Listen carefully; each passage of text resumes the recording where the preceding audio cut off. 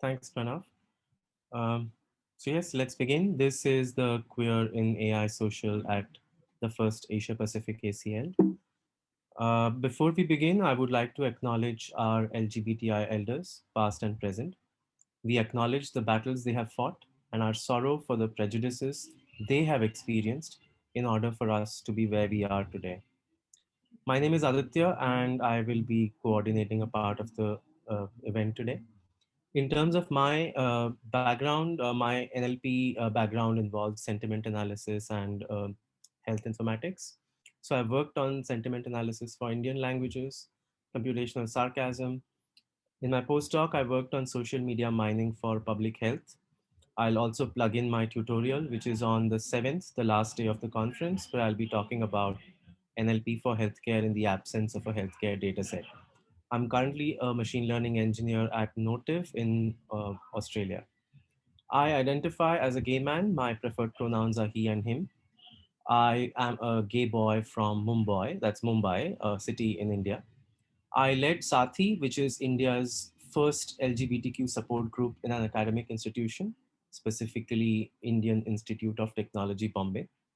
I was also involved in creation of this project called Sathi Connect, where we had people, LGBTI people, telling their stories in two Indian languages and one international language called English. Of interest to the NLP audience here is that we actually manually translated these stories across the three languages. And therefore, we have a multilingual parallel corpus of LGBTI stories, which I would like to offer to anybody who's interested in this social right now. I've also been a freelance journalist for Bombay Dost, which is a LGBT magazine from India. Among the articles that I've written, I think an article that may again be interesting to the NLP audience is a taxonomy of swear words for LGBTQ people across more than 10 Indian languages. And the hypothesis was that if you want to see how badly a society treats its gay people or its queer people, you look at the kind of swear words they have, and that's there was a kind of ontology that I tried to propose there. At the end of my PhD, I interleaved my PhD research on sarcasm detection with my experiences as an out PhD student in India in 2015. And this was a TEDx talk called Detecting Sarcasm, Combating Hate. Around the same time, I also met this person whose picture you see on the slide with me. That is Parmesh Sahani, one of our speakers. The good thing is that Parmesh's fashion sense has remained as exuberant as always, and I'm looking forward to him and other speakers today. So the program for our social today is that I'll start with a brief introduction, followed by the four invited talks by our amazing speakers, then a panel discussion, and then we'll have some breakout rooms. The other co-organizer is Pranav, and he has been a great support, and he has been leading this effort in an amazing manner. So kudos to Pranav. Queer in AI is a volunteer-run organization. It's a part of OSTEM, which is a nonprofit. Queer in AI was started in NeurIPS 2017 conference with a meetup organized through the conference app Hua. The mission of Queer in AI is to raise awareness of queer issues in AI ML, to foster a community of queer researchers, to celebrate work of queer scientists, and as you see, it is 3 years old now. Queer in AI has had many initiatives. These include building an online community. You must have received a link to the mailing list and the Slack channel for Queer in AI in the welcome email. The mailing list has around 500 plus members, and the Slack community is also open for everyone. For those of you interested, there's also this public directory called the Widening NLP Public Directory, which has people from underrepresented and queer groups in NLP. Queer in AI also supports grad school applicants, and in terms of that, they have two initiatives.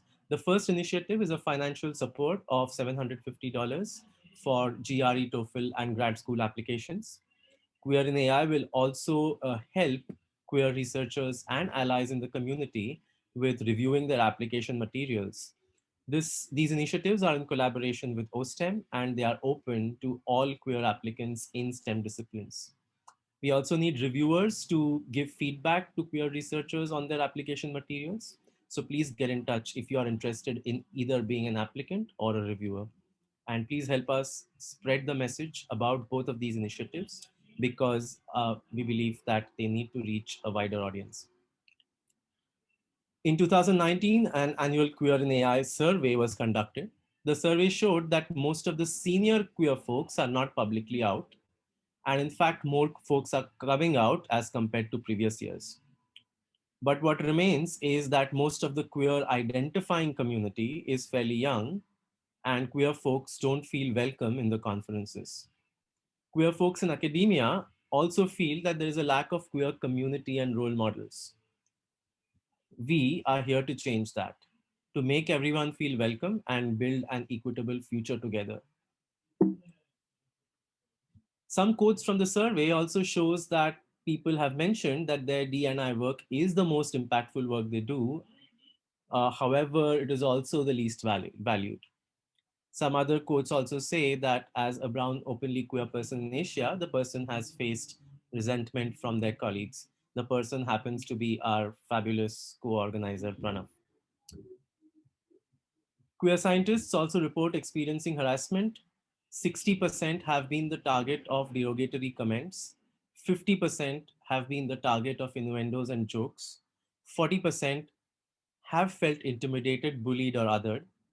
20% have feared for their physical safety. 20% have been stereotyped as the resident authority. These numbers just go to show why initiatives like Queer in AI are important for researchers and students and everyone else across experience levels, because I think that you perform your best only if you can bring your whole selves to your workplace, to your university, or to everything that you do. This is the first Queer in AI social in AACL, which is the first Asia Pacific ACL. And therefore, I thought it would be interesting to look at the kind of events that have happened in Asia Pacific over the past few years. The Asia Pacific region has taken strides in terms of LGBT rights. Some key events are mentioned on the slides. So in 2017, Australia voted yes in a referendum on same sex marriage. In 2018, the Indian Supreme Court decriminalized homosexuality as a part of a colonial law. In 2019, Taiwan became the first country in Asia to recognize same sex relationships. In 2020, Myanmar also saw its first openly gay politician.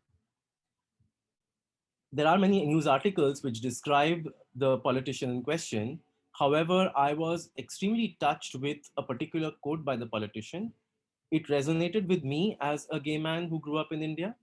And I think it also, in some way, according to me, summarizes the reason why we need to have socials like the Queer in AI social we are having today. Because the politician said, I don't want to lie. On that note, I would like to just briefly end this introduction. Please fill out the demographic survey, the check-in survey. Both of them are in the welcome email that you received when you logged in. Please give us feedback during or after the event and visit the website.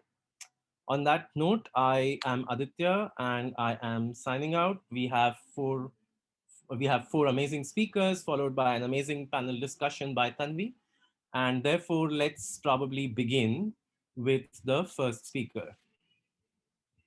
And I have the first speaker's introduction on my phone. Our first speaker is Daniel, who will be talking about probably approximately queer.